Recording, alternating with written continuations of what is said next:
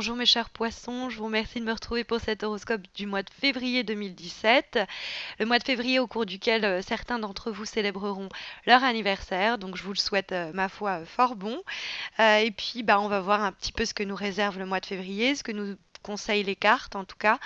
Vous savez que j'aurai recours pour l'année 2017 à la fois aux lames majeures et mineures du tarot de Marseille, c'est un peu la nouveauté. Bon, là, on en a une de lame majeure, le reste c'est des lames mineures. Alors des lames mineures qui sont pas mal composées d'écus, donc à moitié, c'est-à-dire qu'on a le 2 de denier et le 3 de denier qui apparaissent dans votre jeu. Donc d'emblée, je vais traiter l'aspect matériel et économique qui pourrait être abordé par le biais de ces cartes et qui pourrait souligner le fait que vous allez peut-être avoir quelques doutes sur quelques hésitations face à certains choix sur le plan matériel, sur le plan économique. Alors, il faut savoir que dans ce cas-là, si la prudence va toujours être de mise, on ne vous dit pas de foncer tête baissée, trop d'indécision pourrait finir par vous porter préjudice, d'autant plus quand on a le 3 de denier qui se pose pas trop de questions dans les aspects positifs et qui travaille à améliorer une situation. Il y a des occasions qui pourraient être saisies, ou en tout cas à saisir au cours du mois de février sur le plan économique, et on pourrait hésiter entre est-ce que j'y vais, est-ce que je me lance ou est-ce que j'y vais pas. On pourrait aussi hésiter on peut hésiter entre deux solutions, on peut hésiter entre deux achats, deux investissements, etc. Et le 3 de denier, qui se trouve dans les aspects positifs, va quant à lui encourager des choix, des décisions et des actions qui vont permettre d'améliorer ses revenus. Le 3 de denier, il vise à un équilibre économique, mais par la croissance. C'est-à-dire que lui, il a sa petite église et il est en train de la surélever.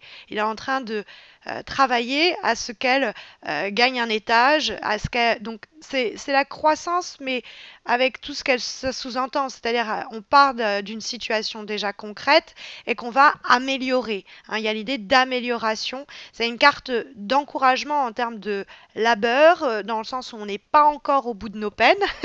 Il y a encore des efforts, il y a encore un travail à fournir, etc. Mais le 3 de denier dans les aspects positifs est super encourageant. On va soit gagner son argent à la sueur de son front parce que voilà, on a fait les efforts pour. On va veiller à développer un projet, une situation, etc. Même s'il y a des déceptions.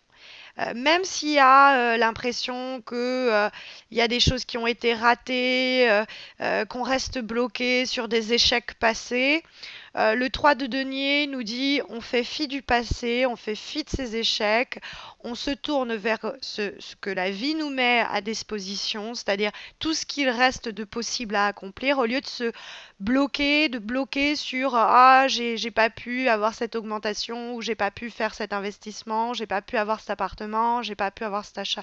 Enfin cet achat. Faut pas le 5 de coupe qui se trouve en vibration, vous voyez ce personnage qui est en train de regarder, fixer le sol sur lequel se sont renversées ces trois coupes avec cette maison en ruine à l'arrière-plan et ce personnage assez abattu. C'est l'idée de voir le verre à moitié vide, hein, littéralement, puisque si vous faites attention, il y a deux verres qui sont pleins, quant à eux, qui se trouvent derrière lui, mais il les voit pas. Il les voit pas parce qu'il est trop occupé à focaliser sur ce qui a été raté.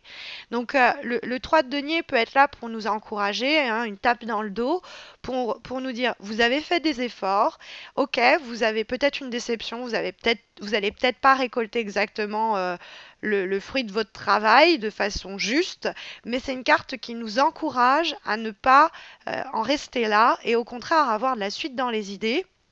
Parce que le 3 de denier, peut nous dire que oui, il y a un côté amélioratif dans le 3 de denier.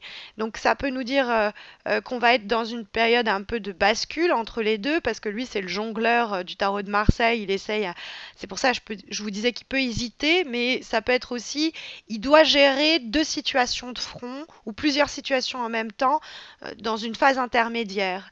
Parce que peut-être qu'il y a eu quelque chose qui n'a pas touché l'accomplissement souhaité, mais il faut pas se laisser abattre. Faut, avec le 3 de denier, au contraire, redoubler d'efforts.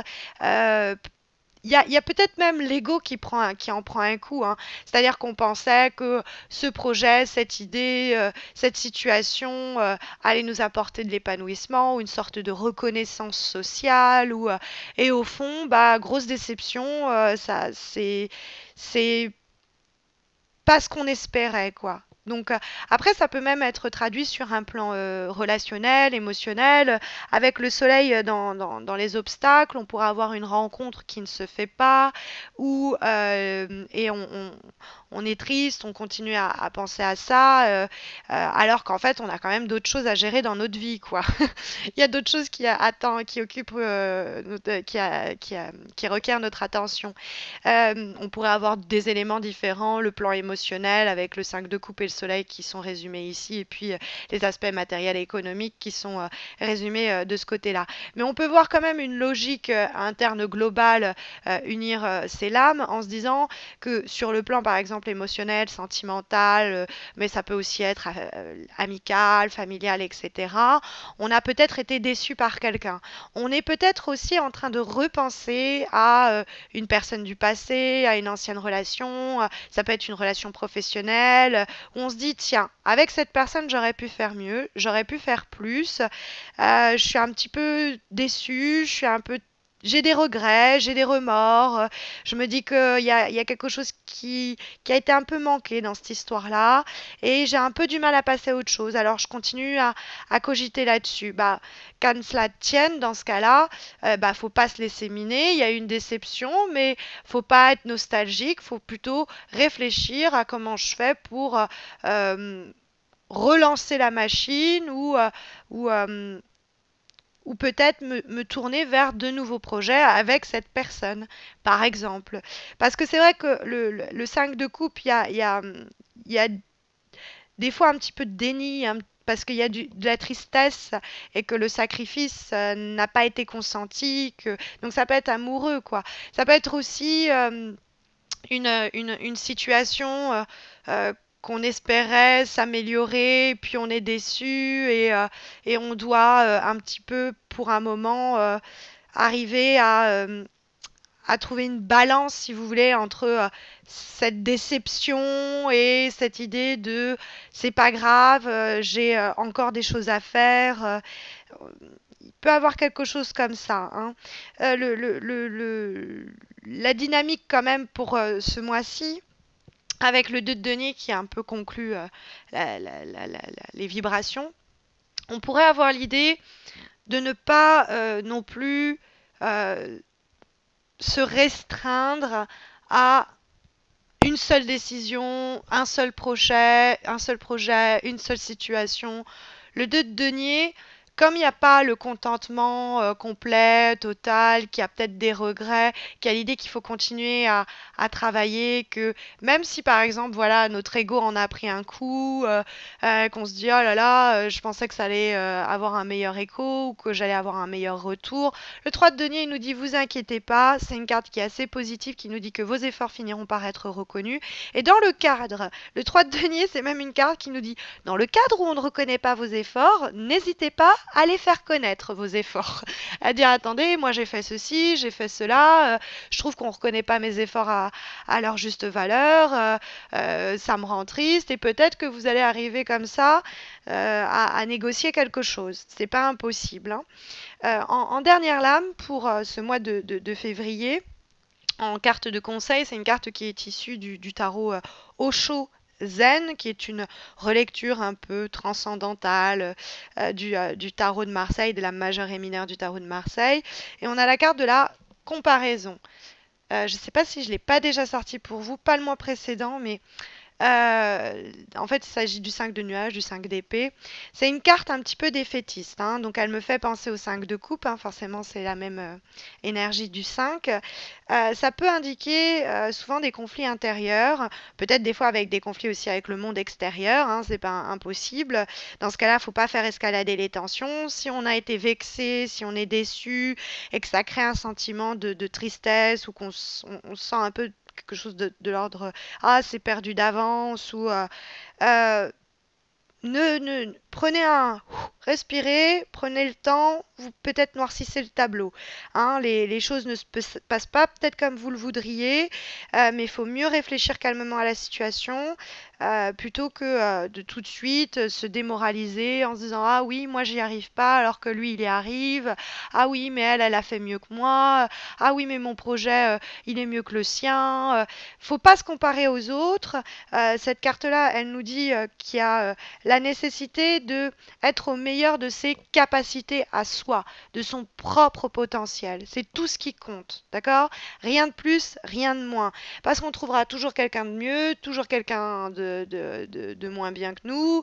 Et finalement, le sentiment de supériorité, infériorité, c'est pas avec ça qu'on doit avancer. Ce qu'on doit avancer, c'est quelles sont mes qualités. Il faut que je connaisse mes défauts pour essayer de les régler aussi, ou en tout cas de les tempérer.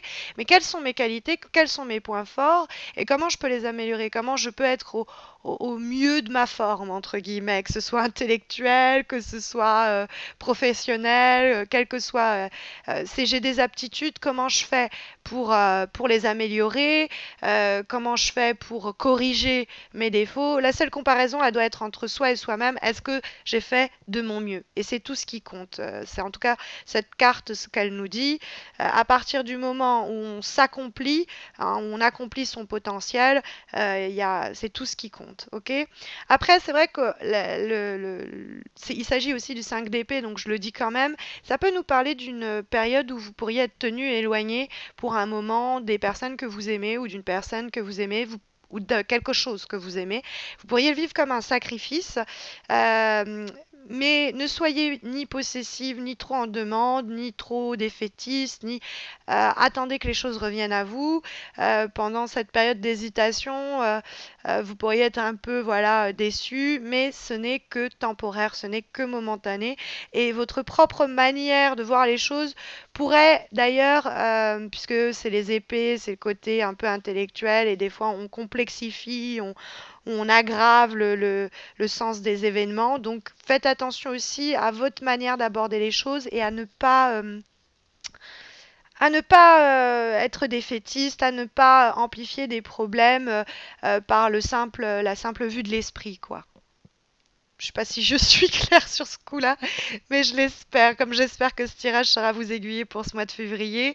D'ailleurs, si vous cherchez une guidance plus personnalisée mais gratuite, sachez que j'organise un concours chaque mois sur Facebook. Il suffit donc de me rejoindre, c'est très simple, vous verrez. Donc c'est mensuel et ça vous permet de remporter un tirage à peu près similaire à celui-là, un peu plus riche.